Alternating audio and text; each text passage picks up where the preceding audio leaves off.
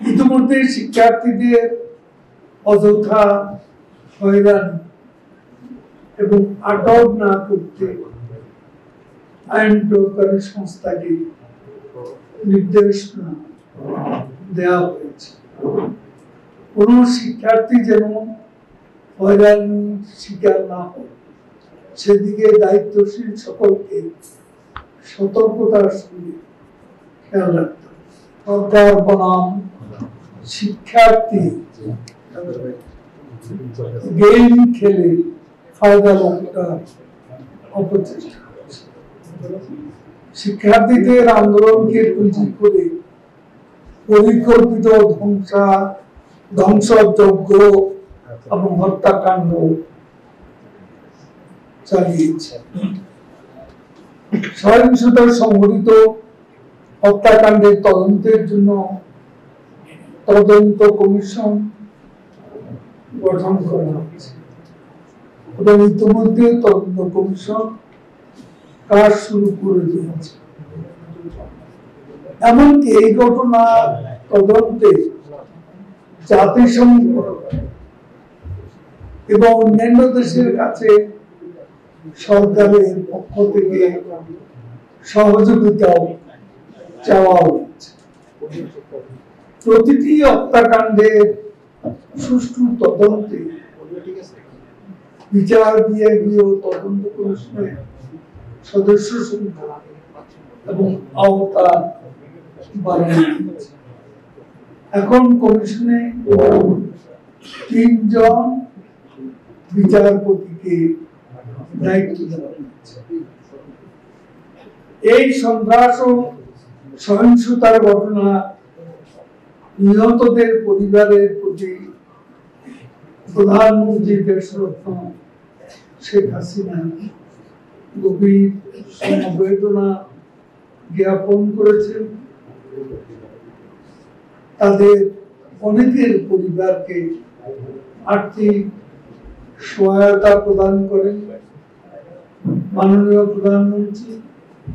আহতদের দেখতে ঢাকার বিভিন্ন হাসপাতাল পরিদর্শনে যান, তাদের চিকিৎসা খোঁজ খবর নেন এবং আহতদের সকল প্রকারের চিকিৎসা নিশ্চয়তা প্রদান করেন।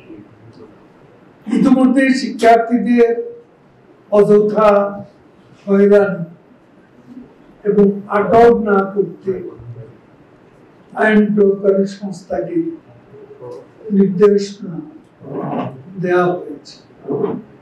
কোন শিক্ষার্থী যেন হয়রানির শিকার না হয় সেদিকে দায়িত্বশীল সকলকে সতর্কতার সঙ্গে খেয়াল রাখতে হবে। এইচএসসি পরীক্ষার্থীরা নির্বিঘ্নে যেন তাদের পরীক্ষা অংশগ্রহণ করতে পারে সেজন্য সময়সূচি পুনর্নির্ধারণ করা হয়েছে। আটককৃত পরীক্ষার্থীদের মুক্ত করতে দায়িত্বপ্রাপ্ত মন্ত্রণালয় উদ্যোগ নিয়েছে। জামাত এদেশের স্বাধীনতার বিরোধিতা করে খুন, ধর্ষণ, অগ্নিসংযোগ, লুটপাট এবং মানবতা বিরোধী অপরাধে অভিযুক্ত যুদ্ধাপরাধী দল। এর আগেও বাংলাদেশ কয়েকবার জামাতের রাজনীতি নিষিদ্ধ হয়েছিল। এবারও জামাতের রাজনীতি নিষিদ্ধের ক্ষেত্রে বিভিন্ন সময়ে জোরালো দাবি উঠেছিল। সে গণদাবির প্রতি আস্থাশীল জামাতের রাজনীতি নিষিদ্ধ করার সরকারি সিদ্ধান্তকে আমরা স্বাগত জানাই। জামাত নিষিদ্ধের পরিপ্রেক্ষিতে মির্জা ফখরুল ইসলাম আলমগীরের বিবৃতি দেখলেই বোঝা যায় জামাতের সাথে তাদের সম্পর্কের বন্ধন কত নিবিড়। সেই সম্পর্কের দ্বার থেকে জামাত নিষিদ্ধের সিদ্ধান্তকে তিনি অগণতান্ত্রিক, অসাংবিধানিক করেছেন। কেননা বিএনপির প্রতিষ্ঠাতা জিয়াউর রহমান স্বাধীন বাংলাদেশে নিষিদ্ধ জামাতে রাজনীতির বৈধ করলেন।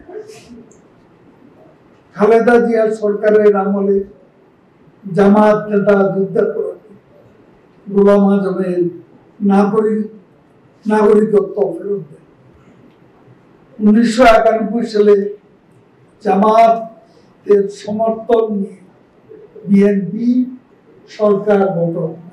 আমাদের মুক্তিযুদ্ধের চেতনা এবং সরকারি কর্মকাণ্ড যেটা দেশের অর্জন সংশ্লিষ্ট, এইসব ব্যাপারে যারা বিরোধিতা করে তাদেরকে আমরা তাদের সম্পর্কে ভিন্ন মত আমাদের